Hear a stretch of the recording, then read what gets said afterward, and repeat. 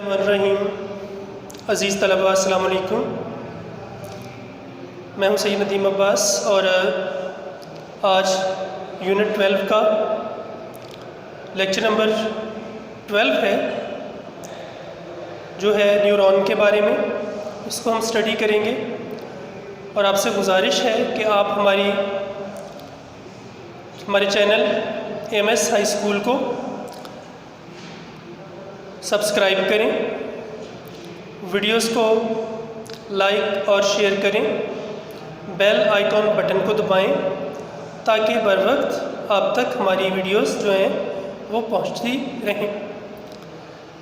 तलबा, गुज़श्ता लेक्चर में हमने कोऑर्डिनेटेड एक्शन के बारे में पढ़ा था कि कोऑर्डिनेटेड एक्शन क्या होता है, किस तरह से ये काम करता है, इसके कंपोनेंट्स कौन कौन से होते हैं। कंपोनेंट्स में हमने रिसेप्टर्स,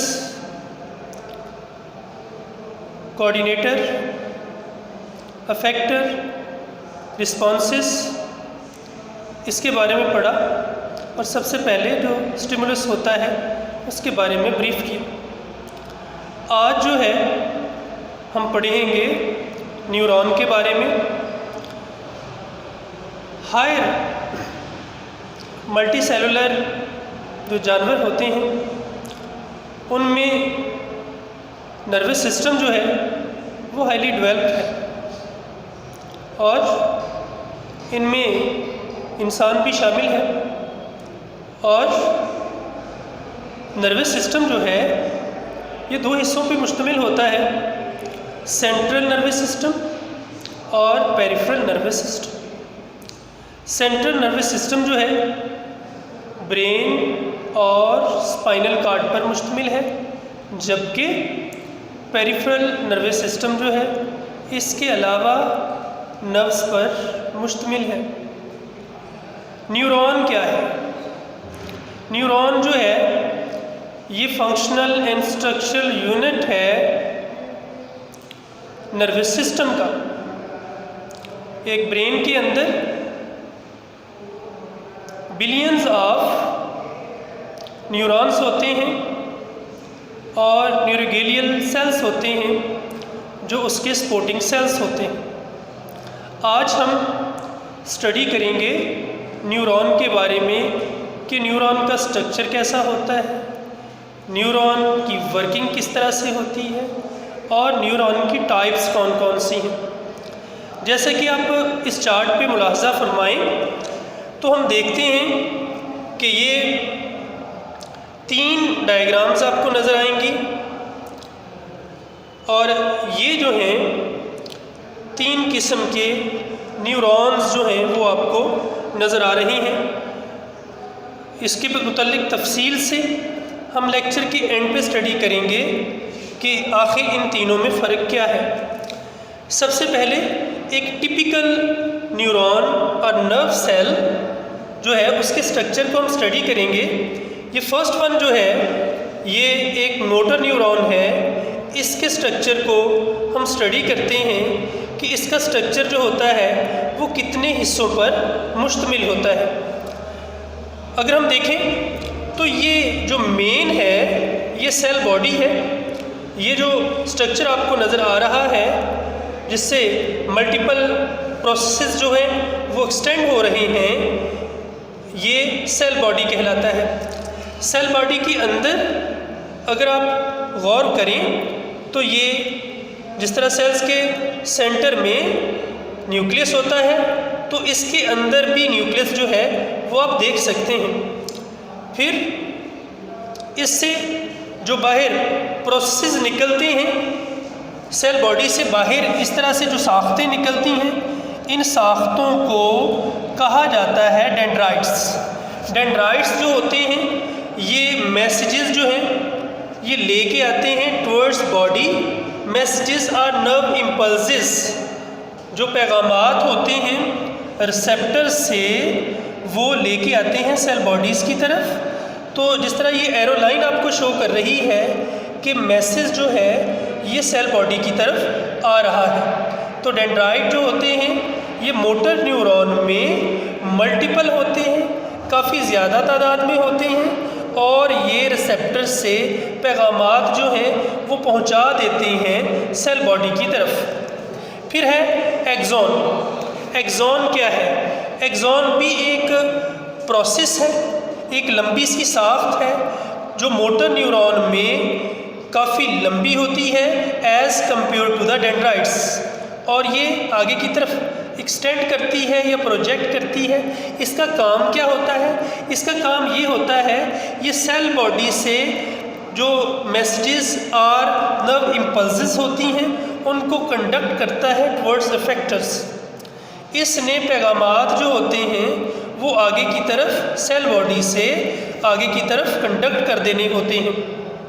तो अब अगर हम एक्सॉन की साख्त को तफसील से स्टडी करें तो इसकी साख्त पे छोटे छोटे सेल्स होते हैं जिनको श्वान सेल्स बोला जाता है। ये एक्सॉन्स पे छोटे छोटे सेल्स होते हैं जिनको, ये वाले जो सेल आपको नज़र आ रहे हैं which are in pink and yellowish colour, they are Schwann cells. Schwann cell जो होते हैं स्पेशल न्यूरोगेलियल सेल्स होते हैं which are located on the axons. ऐसे मखसूस सेल न्यूरोगेलियल सेल जो एक्सॉन पर वाक़ई होते हैं उनको श्वान सेल्स कहा जाता है। अब श्वान सेल्स जो हैं ये एक स्पेशल किस्म की फैटी लेयर जो है वो सिक्रीट करते हैं। ख़ास किस्म की चर्बी की एक तह जो होती है वो खारिज करते हैं और वो जो तह होती है उसको माइलिन शीथ कहा जाता है। माइलिन शीथ जो है ये लोकेटेड होती है ऑन द एक्सॉन। अब जैसा कि हम जानते हैं कि फैटी लेयर जो होती है वो इंसुलेटर के तौर पे काम करती है, कंडक्शन उसमें से नहीं हो सकती।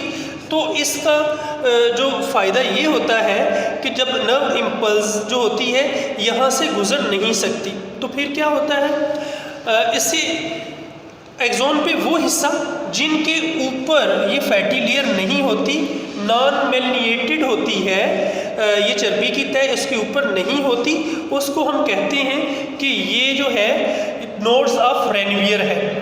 वो नंगे बियर खाली हिस्से जिन पे माइलिन शीथ नहीं होती, they are called nodes of Ranvier.